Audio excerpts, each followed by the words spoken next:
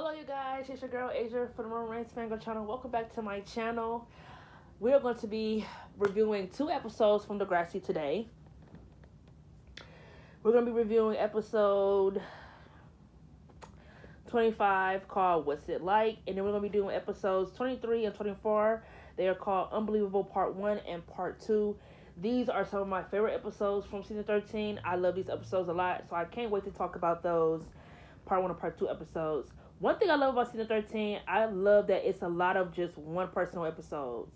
This season does not have a lot of Part 1 and Part 2s, and I fucking love that. Because the other seasons, it was just a lot of Part 1 and Part 2 episodes, and they were literally, some of them were a tad bit unnecessary when those episodes could just really be just one whole episode. So I would give season 13 a round of applause for that. They did not have a lot of bullshit episodes, like a lot of Part 1 and Part 2s. It was just, a whole lot of episodes that was just by itself. That's it, and I fucking love that. So, I do want to say, Found comes back on tonight, so I will be doing a review for it tomorrow whenever the episode uploads, because it does take a fucking lifetime for an episode to upload on Peacock for Found.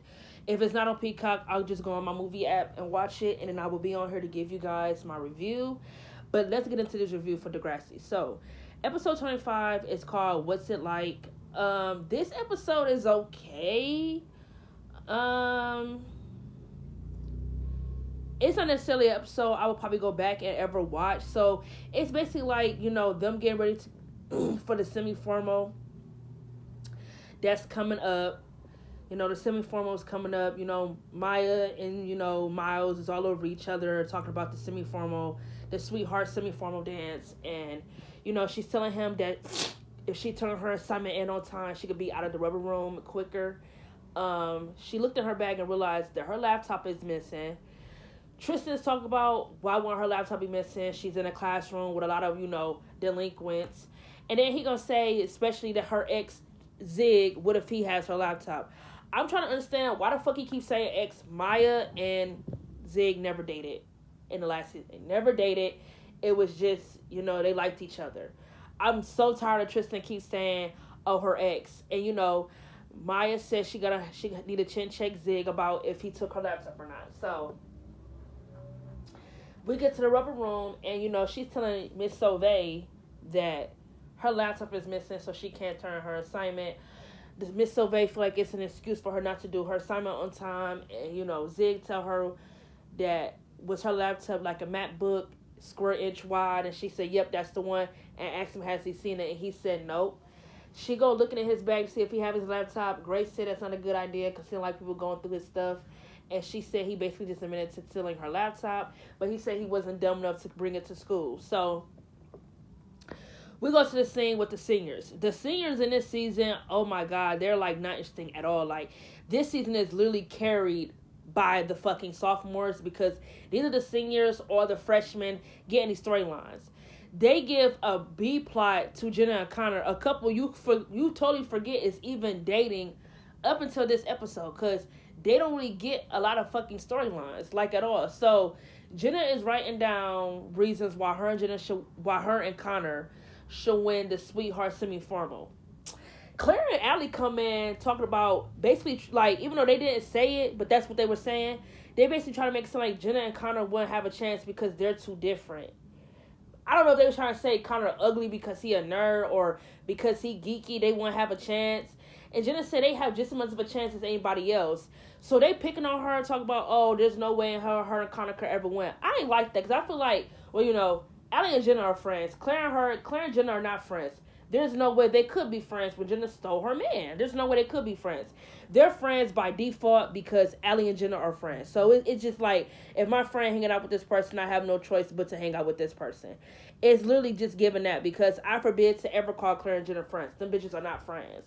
So, we skip to the scene where Maya is following Zig home, her and Miles. And they see that he, breaking into this abandoned house. And Miles said maybe he's squatting. And she said, what's that? He said, when people live in abandoned homes. And, she told Miles that she thinks she's just going to go home. And he said, okay, he'll just, talk to her tomorrow. She knocked on the door in the abandoned house that Zig was staying in and asking him, did he have her laptop? And he said no, and she needed to go. And she said she wanted to know why he lived in an abandoned house, and he slammed the door in her face. I will say this storyline with Zig living in an abandoned house pisses me off because what the fuck took them so long? Why didn't they do this in an episode before this one? And what I'm going to say, what do you mean by that? What I mean is, why didn't we get a fucking POV episode of Zig? Why didn't we get our own personal episode? Like, you dropped this bomb in this episode that he's squatting and that he's homeless. And it's like, does Grayson and Tiny know that he's homeless? These are his best fucking friends. Do they know that he's homeless? They probably didn't know that he was homeless. That in of itself don't make no sense. It makes no sense for Grace and Tiny not to know that Zig was homeless. And another thing, you could have did an episode where, Zig is struggling to, have clean clothes, to eat because he's homeless. He's living in an abandoned house, for God's sakes, where he has to find pillows and blankets. Like, why couldn't we have get an episode where that really fucks up his mindset? Like, why couldn't we get an episode with that? Like, Zig is really one of those characters in Degrassi who really suffers character development because he just felt there, and for the most part, he just felt like he was just Maya's love interest. Like, this episode pissed me off because it's like, why did they wait so long to give Zig something? And then it's like, why isn't it an episode that has something to do with somebody else and not just his own individual character? That just made me so mad. But anyways, so Maya talking to Tristan and Zoe about how she found Zig squatting in an abandoned house and that she feel like she need to do something about it. And she feel like it's her fault that he's homeless because she didn't keep tabs on him last summer. They didn't really talk. And, Zoe does a little jab and say, oh, you are really, like, overthinking. Like, you got too much confidence in yourself to think, that you have so much of an effect on a guy that he would actually go homeless for you. Miles chin checked her and asked her, he thought she was going home, and she said she was, but she wanted to know what was going on with Zig. And he asked her why she cares so much, and they all asked her why she cares so much. And she said because she cares and she has a heart, which obviously they all lack. And when she said that, she would have go tell Miss... But I totally forgot the lady name that was in the rubber room. I'm going to just say the rubber room teacher. I think, Miss Sauvé? I think that's what I said her name was. She would have go tell Miss Sauvé that Zig is squatting and that he's homeless and living in an abandoned house.